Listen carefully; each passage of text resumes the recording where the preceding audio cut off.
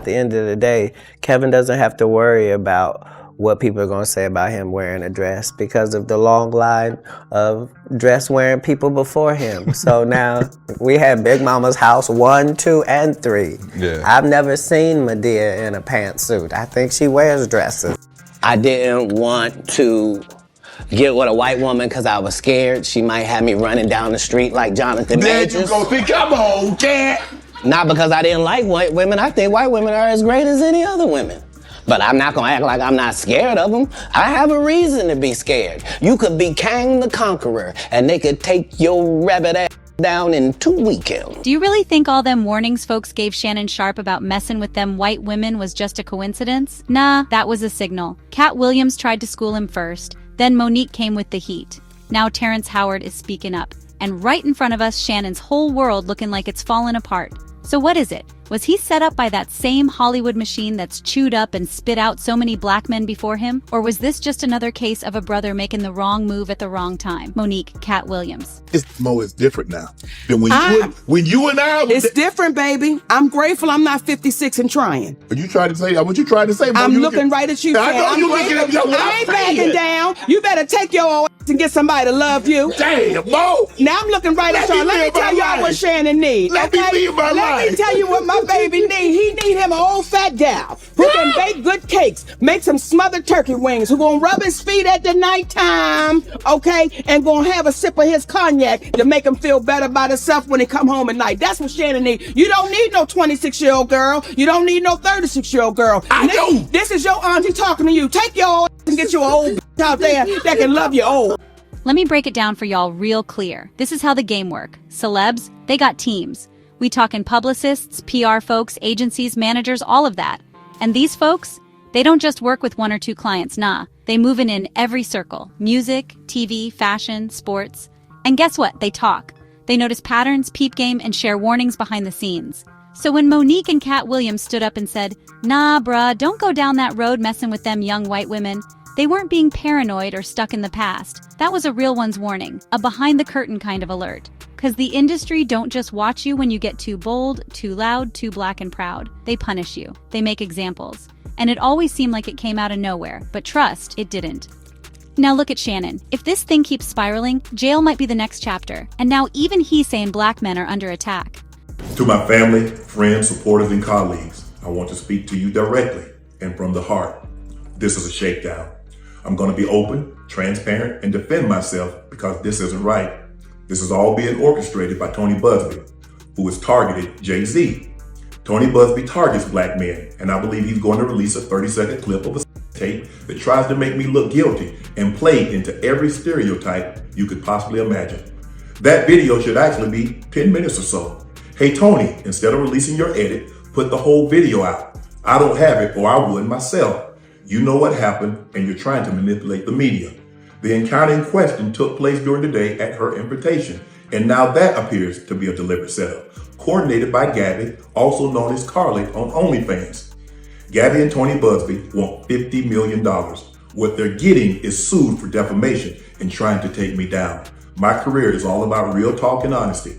I know my family and fans know exactly what this is about, and I'm going to be out there telling you whatever I need to say, just like I always do.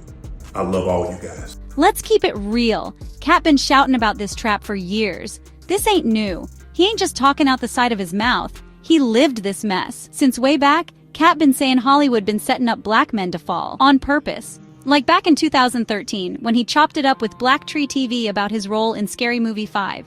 He dropped gems on how these Hollywood elites try to feminize black men, make them look soft. At the end of the day, Kevin doesn't have to worry about what people are going to say about him wearing a dress because of the long line of dress-wearing people before him. So now we have Big Mama's house 1, 2, and 3. Yeah. I've never seen Medea in a pantsuit. I think she wears dresses. And when Kevin Hart put that dress on, Katt said straight up, he ain't gotta stress it, cause they done got a lineage of brothers wearing dresses. Big Mama Medea. Shoot, I don't think I've ever seen Medea in pants. She rockin' them floral house dresses like it's a uniform. Katt said in 2012, he got arrested 36 times in 36 months. 36 times. Come on now, that ain't random, that's a target. Cops wasn't trying to bring him to court, they was trying to break him. They even came for his kids. Snatched him right from his place of business, like he was some kind of monster. Said he was putting his kids in danger. He admitted he smoked weed, yeah, but he said there were no drugs in the house, and his guns locked up tight. After all that, Katt got to the point where he felt like he had to retire. Not because he was done, but because the system made it too dangerous to keep going. He didn't want to lose his babies. So when Katt warned Shannon, that wasn't just some bitter rant. That was a brother speaking from scars and hard lessons. And now, he ain't the only one ringing the alarm. Terrence Howard, yeah, that Terrence, is speaking loud too. One of the realest voices going at Hollywood for how it treats black men who don't fall in line. And if you thought Katt's warning was deep, wait till you hear Terrence. Terrence ain't just echoing what Katt said. He peeled the whole system back. Called out how the industry paints black men as weak, soft, feminine, while still letting white men look tough and heroic. And Terrence? He said it best. Most men are made to be effeminate and not have their power or sense of strength. They allow white men to be strong, but when it's black men, it's seen as a threat. I don't want to remove a few chromosomes just to fit into someone else's story. Terrence? He one of the ones who played along. Did what he had to do just to stay in the room. He say them types, they survive. But the ones like Shannon Sharpe, who walk tall with they chest out and don't bend for nobody, man, they get crushed. And let's be real, this ain't just about Katt or Terrence. Brother's been ringing the alarm for years, but Hollywood been treating them like they crazy, bitter, or just running off at the mouth. They laugh, they dismiss, they ignore. Meanwhile, our men being stripped of their power and turned into punchlines, just like Dave Chappelle called out. Look at the list. Wesley Snipes, Eddie Murphy, Jamie Foxx, Ving, Rames, Tyler Perry, Kevin Hart, Martin Lawrence, even Chris Rock. All of them caught up in the same snare. Different names, same blueprint. Either you put that dress on or they break you. If you do play along, suddenly your star rises. Doors open, deals flow. But don't you dare stand firm. Don't you dare keep your pride. You'll get cast out, chewed up, left for the world to mock. Look at the list. Wesley Snipes, Eddie Murphy, Jamie Foxx, Ving Rhames, Tyler Perry, Kevin Hart, Martin Lawrence, even Chris Rock. All of them caught up in the same snare. Different names, same blueprint. Either you put that dress on or they break you. If you do play along, suddenly your star rises, doors open, deals flow. But don't you dare stand firm. Don't you dare keep your pride. You'll get cast out, chewed up, left for the world to mock. Even Kanye stepped in for Diddy, talking about how Hollywood got traps just waiting for strong black men to fall into. That's how deep it go. And now that trap, it's closing in tight on Shannon Sharpe. They making sure everybody he's ever crossed gets to feel it. Even Kanye stepped in for Diddy, talking about how Hollywood got traps just waiting for strong black men to fall into. That's how deep it go. And now that trap, it's closing in tight on Shannon Sharpe. They making sure everybody he's ever crossed gets to feel it. All them quiet whispers, the stuff that stayed buried for years.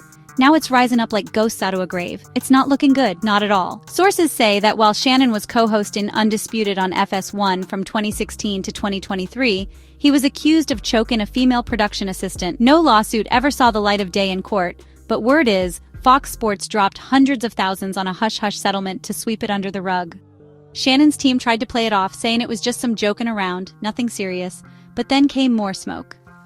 Michelle Evans, who says she was in a relationship with Shannon for nearly a whole decade, filed a lawsuit in 2023, said there was some non-consensual behavior going on once things went south, and now it's stacking up. She says Shannon forced himself on her, humiliated her, and threatened to destroy her reputation to keep her silent. Sharpe, however, refuted the accusations once more and even issued a statement in which he said, "It should be of no surprise that when someone famous is in the news, all sorts of people crawl out of the woodwork to share their connection to that person in an attempt to profit from that alleged relationship.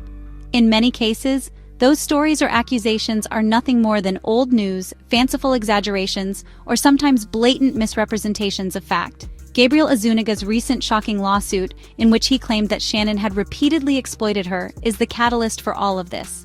Now, the vile facts, covert recordings, and accusations are spilling out.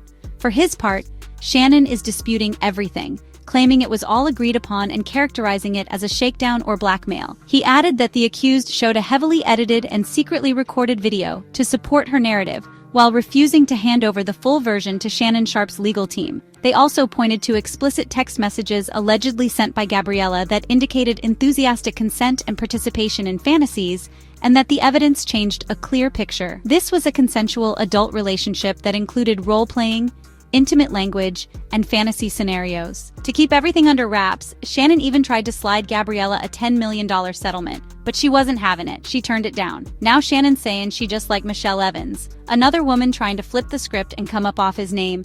He says she only came at him because he refused to be the father of her child. Straight up, he think it's payback.